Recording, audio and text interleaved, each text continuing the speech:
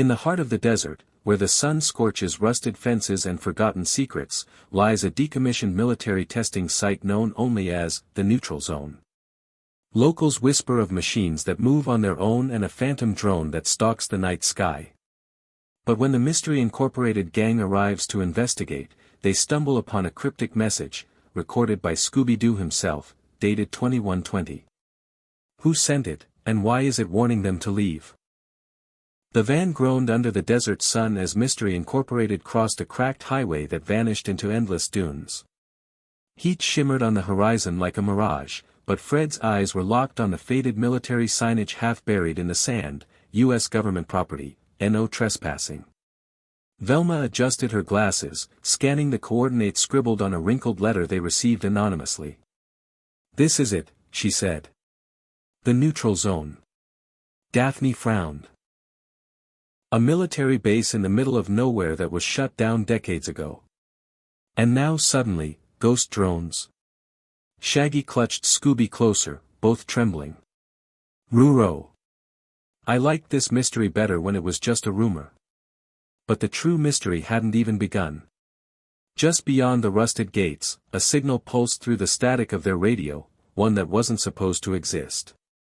As they passed the threshold into the compound, a chill prickled their skin despite the heat. The building stood skeletal, windows shattered, antennae twisted like scorched fingers clawing at the sky. Velma's scanner began to beep, detecting electromagnetic anomalies. "There's a massive power surge here, totally unaccounted for." Fred pulled the van up beside a concrete control tower, its metal doors sealed shut.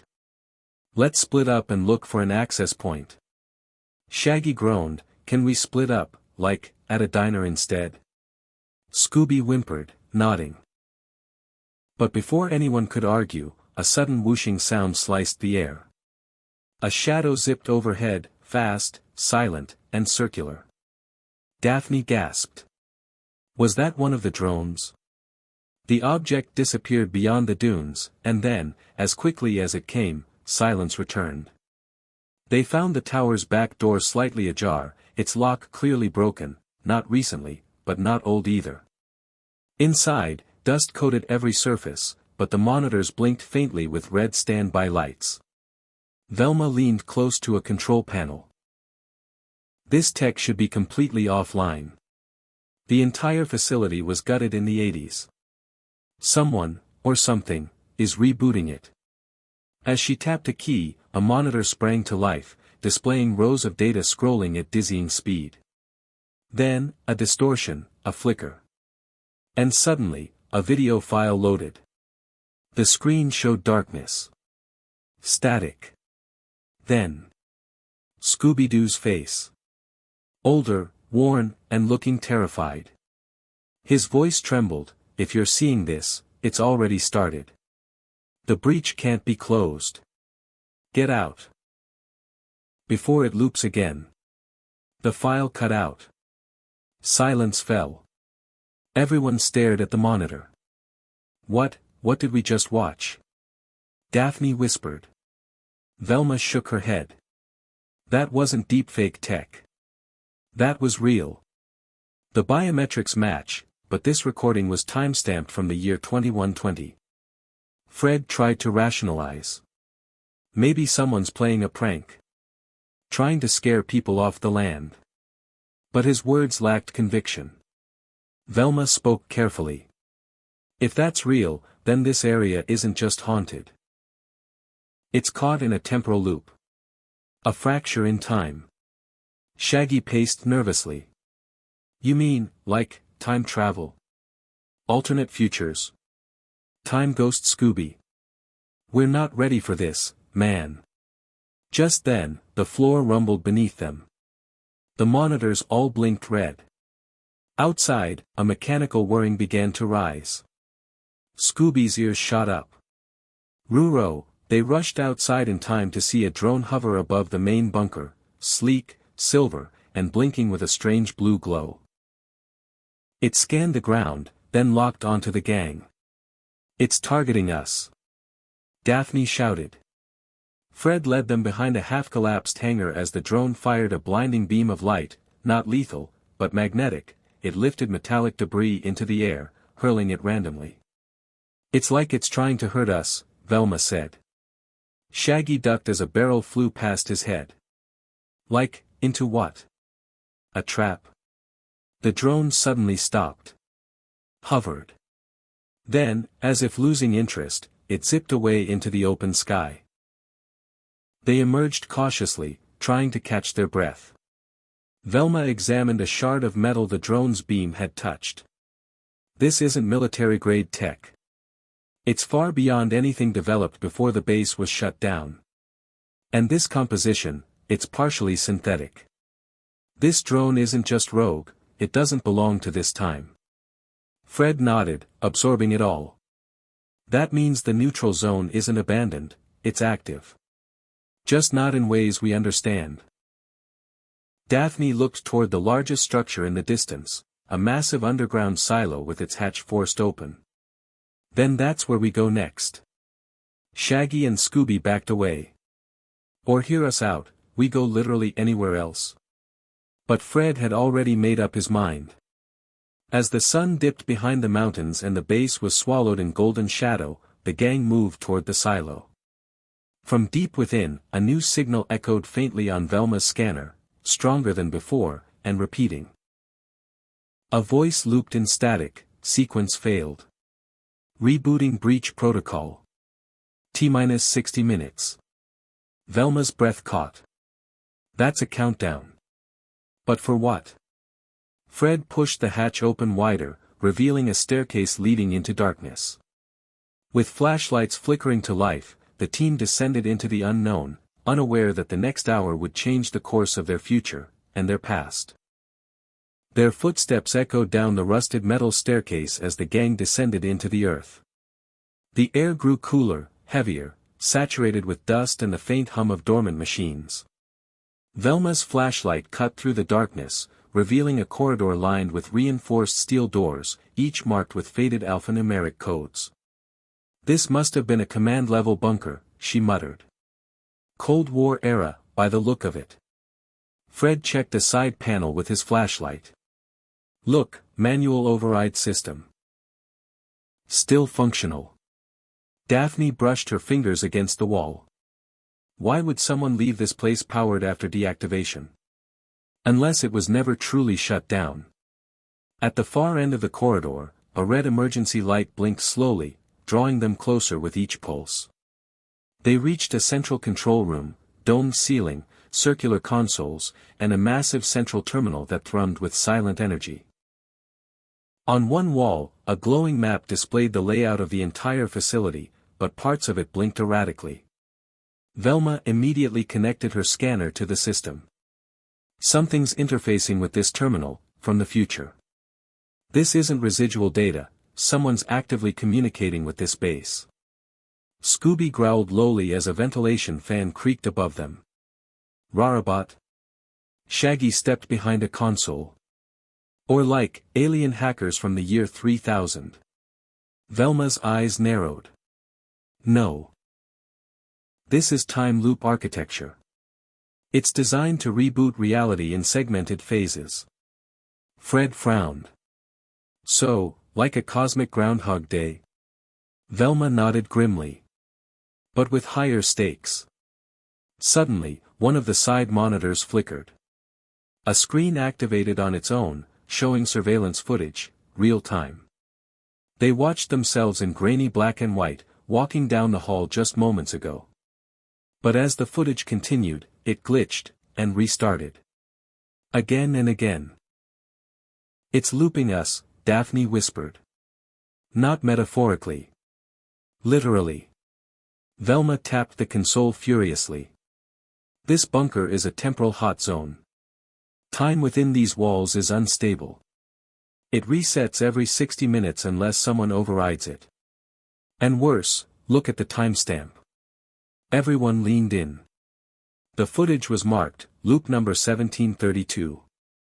Fred stepped back. "We've done this before." Velma swallowed. "Thousands of times, maybe. And each time, we forget." Scooby sniffed the air suddenly. "Rue. Someone's here. The lights flickered, then stabilized. Shaggy pointed toward the far end of the room. A shadow shifted. Footsteps echoed. From the darkness emerged a figure, cloaked in a matte black hazmat suit, visor completely opaque. The figure didn't speak. It held a small spherical device emitting a low hum. "State your identity," Fred demanded.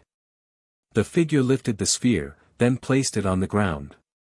A projection activated. Once again, the image of Scooby-Doo from the future appeared. Only now, the message continued. "I've tried to stop it, but each loop resets before I can warn you all. This is the 1732nd iteration. You can still break the cycle, but only if you find the core. It's beneath Silo 9. And you have less than," the message cut abruptly. The figure stood still, watching them. Velma stepped forward cautiously. "Are you with the military? A researcher?" The figure turned away, pressing something into the wall. A hidden panel slid open, revealing an elevator shaft. Without a word, it stepped inside. "Should we follow?" Daphne asked. "Do we have a choice?" Fred replied. They entered the shaft, and the elevator doors closed. A low rumble began as the car descended.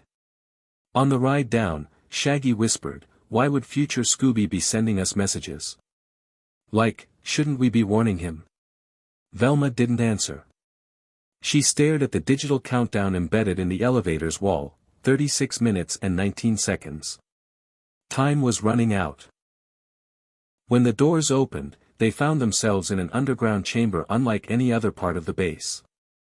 The walls pulsed with a faint blue light, metal merged with crystal, technology fused with something alien. The air vibrated.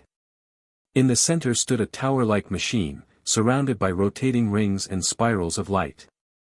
"This is it," Velma said. "The temporal core."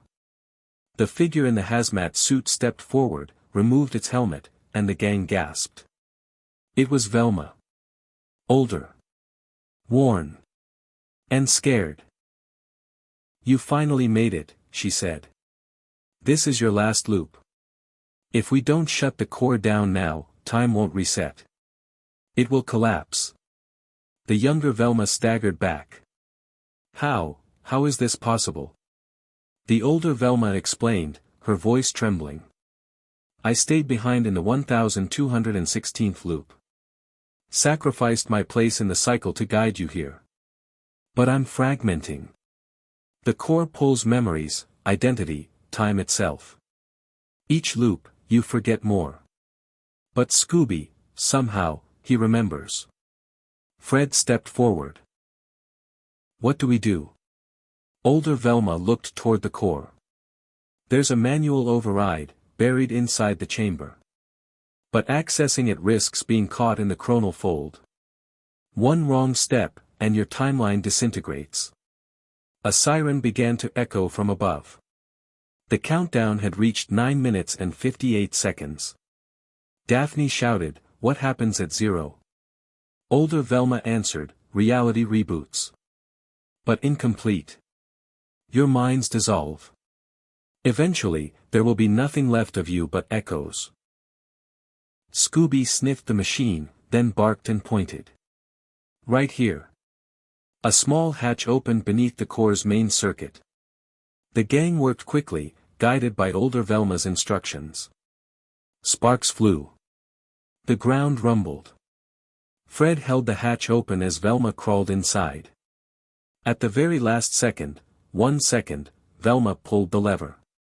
Everything went white. Sound exploded.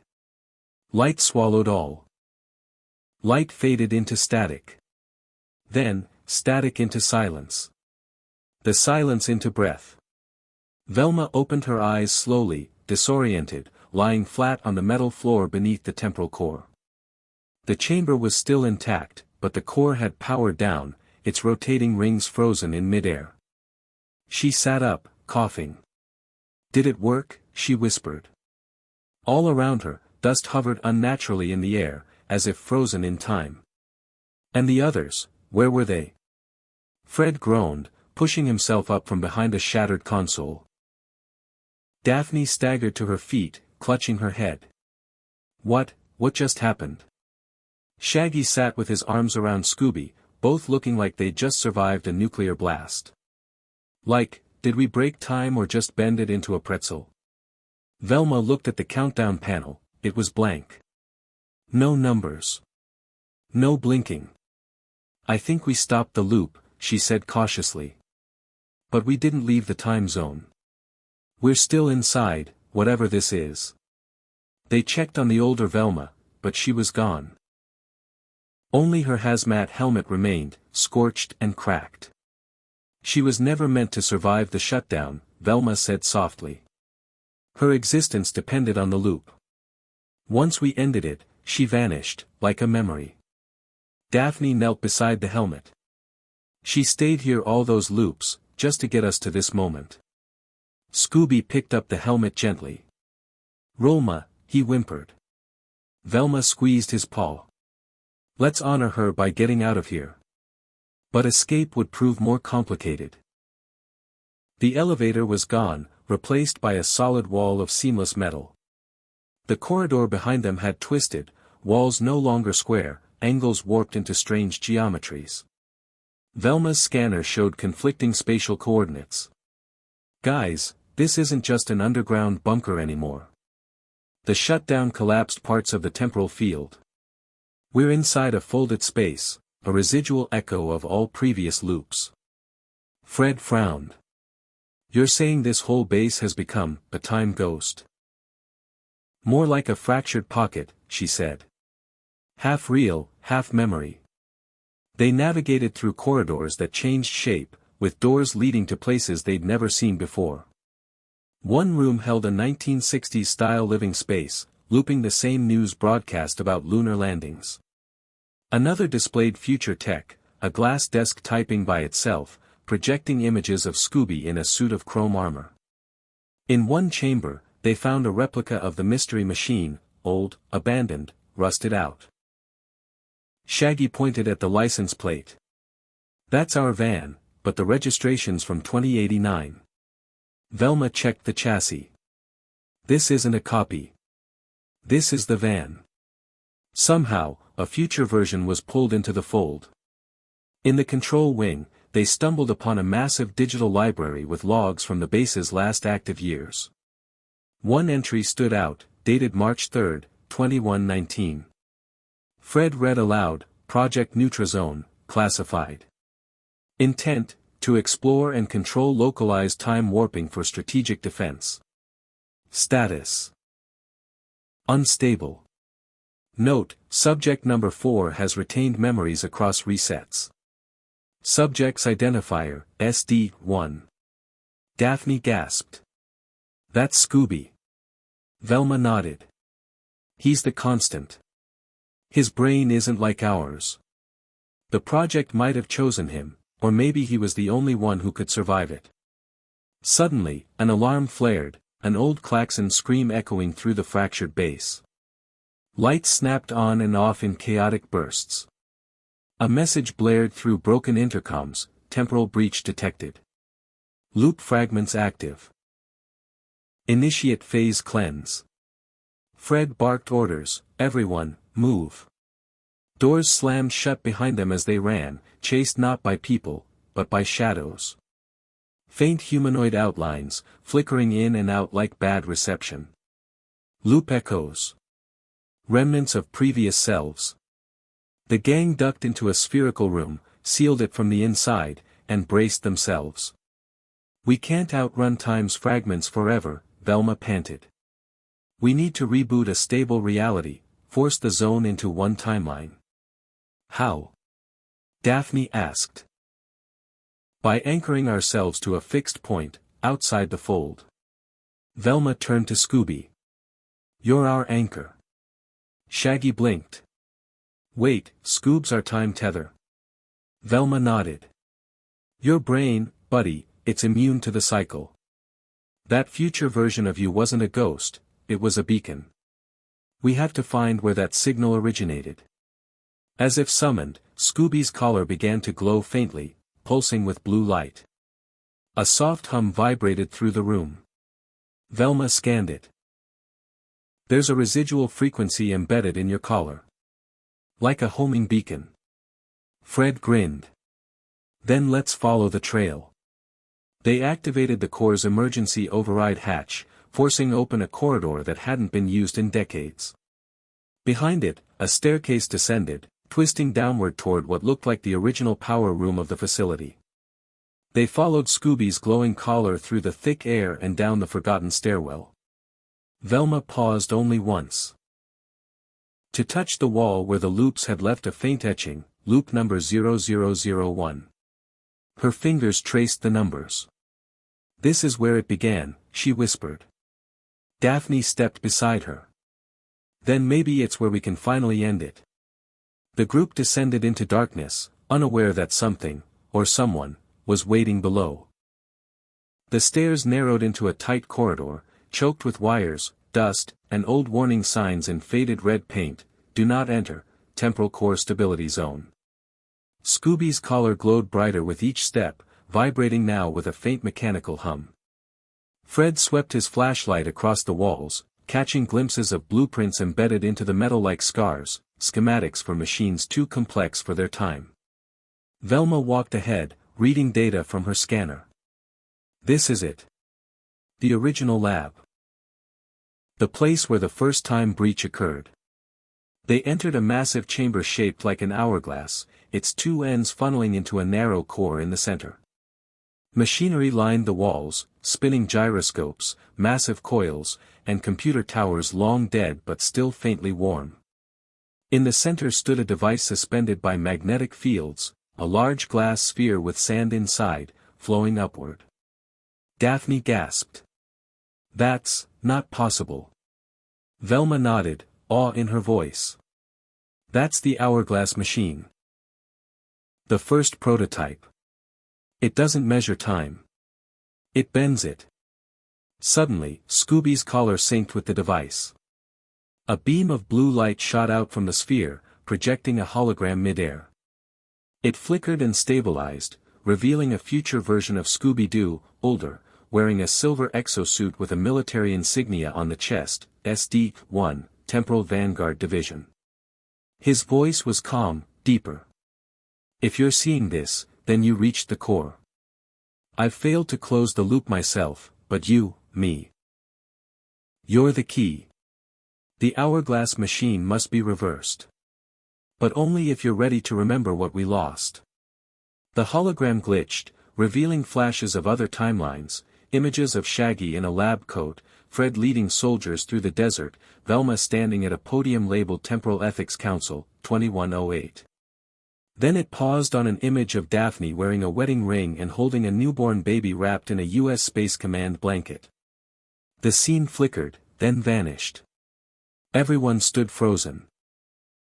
What was that? Daphne whispered. Velma's voice trembled. Those were alternate futures. Branches the loop tried, and failed, to protect. Fred gritted his teeth. So we were all part of this experiment. Even in the future. Velma shook her head. No. We became part of it. That drone that chased us, the recordings, the memory gaps, it was all the fold trying to guide us back here. And now we know why. Shaggy swallowed hard. Like, we're not just solving a mystery. We're part of the equation. The team approached the hourglass machine. Velma examined the control panel, surprisingly intact, with a single interface still blinking, reset to anchor timeline. Y/N. She hesitated. If we do this, we might erase everything. The base, the loop, even parts of ourselves. Scooby stepped forward and nudged her hand toward the panel. Row it, he said softly. Daphne placed her hand over Velma's. We trust you. Fred nodded. It's the only way out. Velma pressed Y. The machine shuddered. Sand inside the sphere froze, then began to fall normally. Light surged across the chamber. A distant siren began to wail, not in warning, but in acknowledgement. The walls shimmered, becoming translucent. Through them, the team could see hundreds of versions of themselves, ghosts of other loops, watching silently as the true timeline reasserted itself. Then came a low rumble. The room quaked violently. "We need to get out, now," Fred yelled. But there was no door, no stairwell. The only way out was down. The hourglass machine opened at its base, revealing a swirling pool of light. "It's a bridge," Velma shouted over the noise. "To the original timeline. We jump, or we're trapped forever." One by one, they dove. Fred first, pulling Daphne with him. Shaggy screamed and leapt with Scooby in his arms.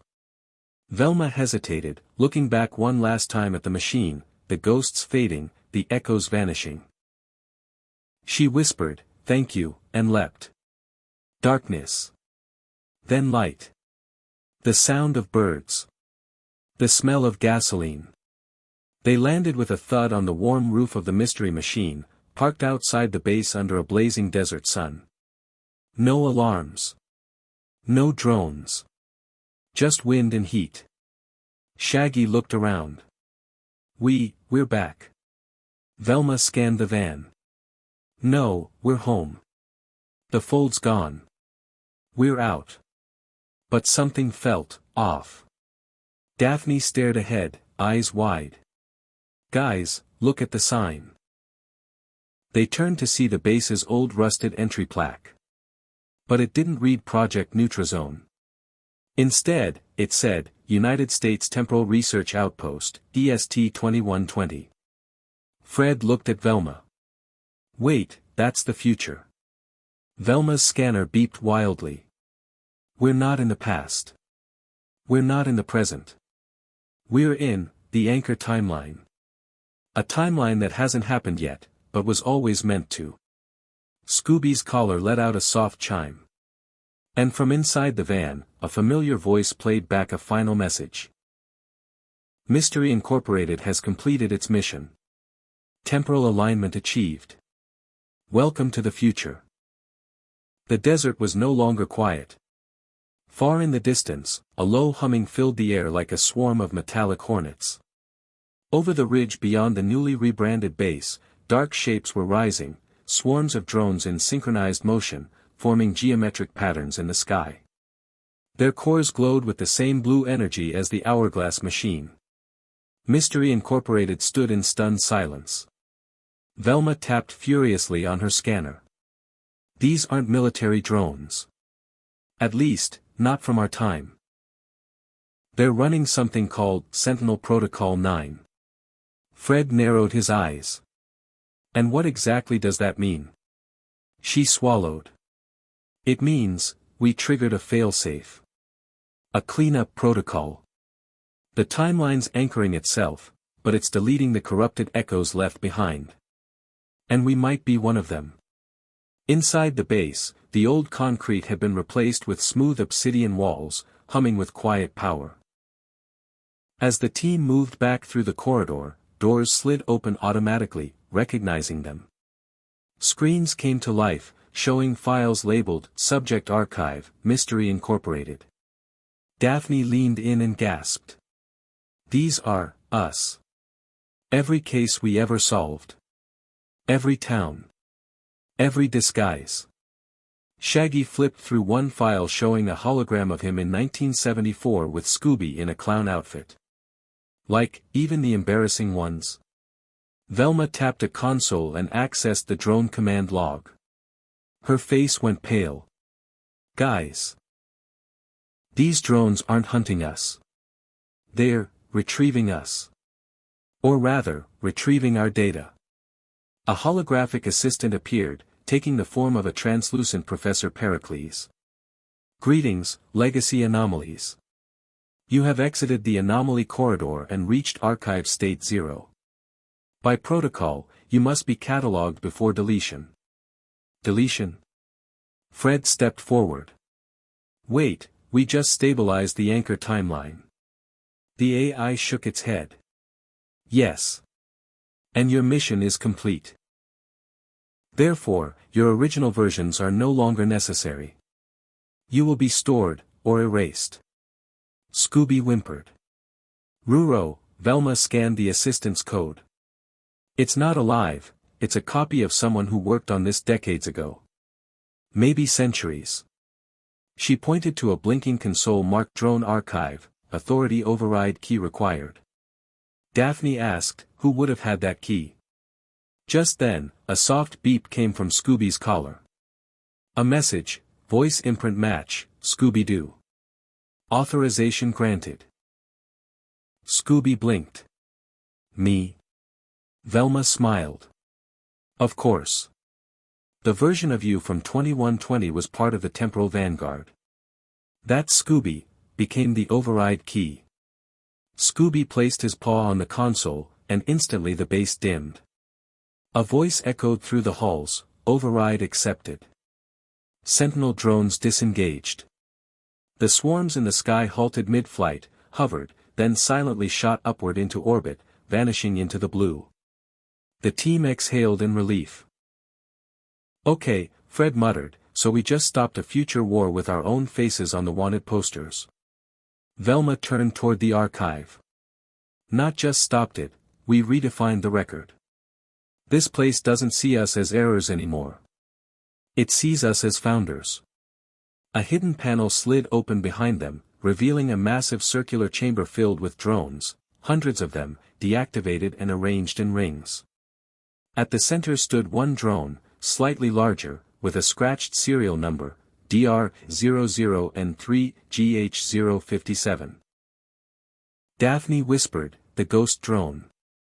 That's the one that attacked us. Velma nodded. But it wasn't attacking. It was guiding us. It brought us here on purpose. To finish what we started. Fred ran his hand over the drone's surface. Then why did it try to kill us? The drone powered on briefly, projecting a fragmented message, integrity.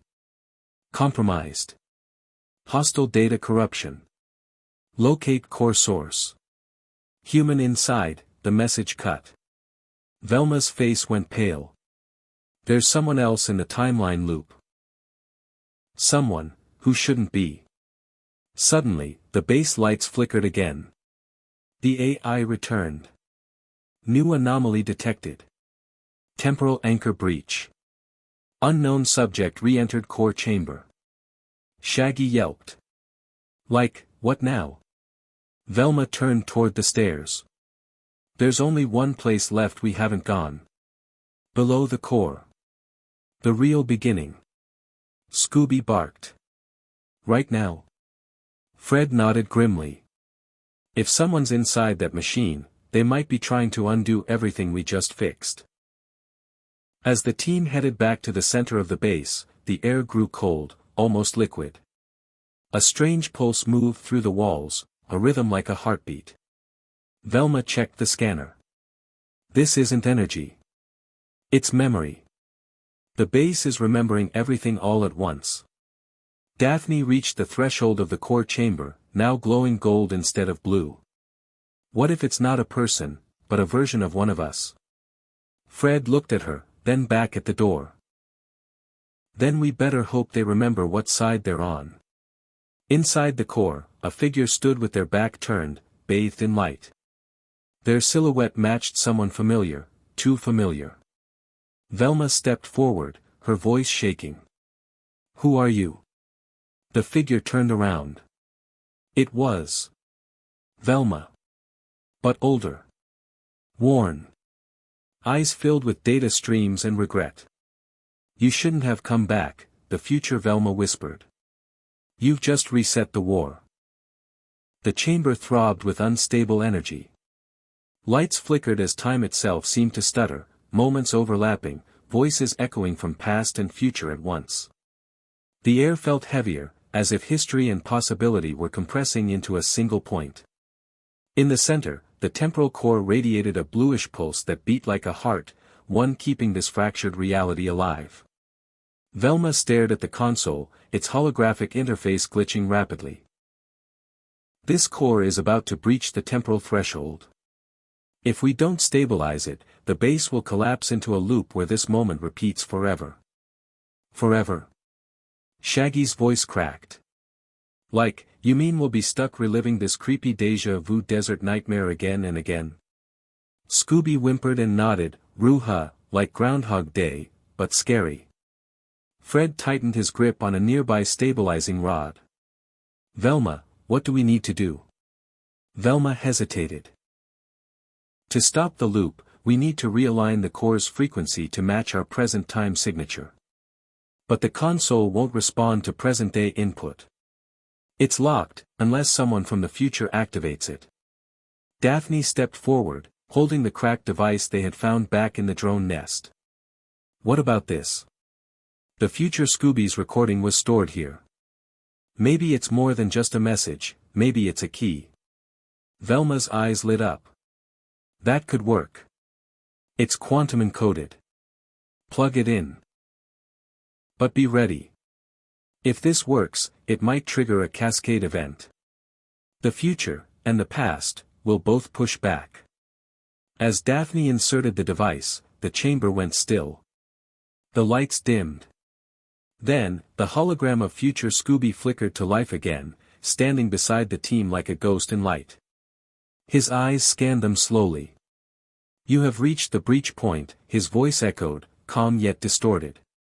The past must choose to reset. The loop must end. But a sacrifice will be required. Shaggy gulped. What kind of sacrifice? Like a sandwich? I can make a really big one if that helps. The hologram continued, unaffected. Temporal rupture requires anchor removal. One entity must remain behind to realign the core's imprint. An organic memory, bound to this moment in time.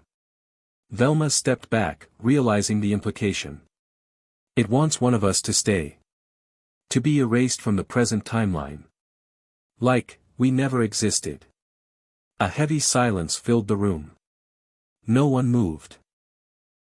Then Scooby slowly stepped forward, ears low. Roo. I'll do it. No. Shaggy ran and grabbed him. You can't. I won't let you. Fred's voice trembled. There has to be another way. Velma's fingers flew across the console, searching for alternatives. Wait, maybe the memory doesn't have to be lost. Maybe if we upload Scooby's consciousness into the system, we can trick the core into thinking he's still here, without losing him. Daphne nodded. Like a digital shadow. Scooby tilted his head. Me? Inside the machine. Velma nodded. Only for a moment. Long enough to reset the frequency. Then the system will shut down, and we'll pull you back. With a brave nod, Scooby approached the core. Velma connected his collar to the console. Ready? He licked her hand gently. Ready. The chamber erupted in blinding light as the upload began. Velma's screen filled with cascading data, symbols flashing at dizzying speeds. The ground trembled as the machine screamed in protest. Then, silence. The light faded. The console went dark. The chamber stopped pulsing. The hum of unstable time had vanished. Shaggy looked around frantically. Scooby. Nothing. Fred put a hand on his shoulder. Wait, the console flickered once more. A soft bark came through the speaker. Rebooting, system. Rokai. Shaggy sobbed, hugging the machine. Moments later, Scooby stumbled out of the shadows, shaken but alive. Roo. I don't like computers. They all laughed through tears. Outside the base, the desert had returned to silence. The stars above were steady again. The equipment lay dormant. The ghost drones were gone. Velma looked out across the sand, her voice thoughtful. We saw a glimpse of what time can do when tampered with, and how fragile it all is. But we also saw that courage, loyalty, and friendship echo across timelines. Fred smiled. No more loops. No more ghosts. Just a mystery, solved. As they climbed back into the mystery machine and drove into the night, none of them noticed the small drone watching from a ridge. It blinked once, recording the moment, then silently turned and vanished into the dark.